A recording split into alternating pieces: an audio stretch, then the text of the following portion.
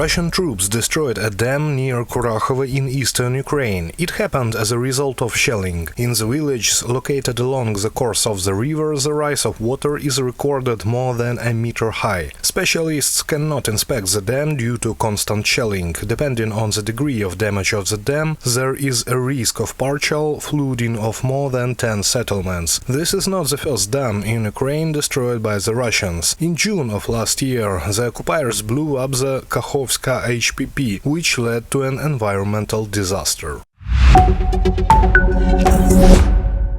2 points from Zelensky's victory plan have caught Trump's interest. It was reported by the Financial Times. The Republican Party gave advice on these points. Zelensky's victory plan was developed taking into account Trump's return to power. These 2 points were presented to Trump at a meeting with Zelensky in September. One of them provided for the replacement of part of the American troops in Europe with Ukrainian ones after the end of the war. The other, the sharing of key natural resources of Ukraine with Western partners. Mass clashes near the building of the local security service in Russian-occupied Abkhazia. It all started with the fact that a group of opposition activists was detained in Sukhumi. After that, angry people began to gather, including public figures and relatives of the detainees. People called citizens for a coup d'etat. Abkhaz oppositionists blocked a bridge in the Sukhum district and demanded the release of detainees.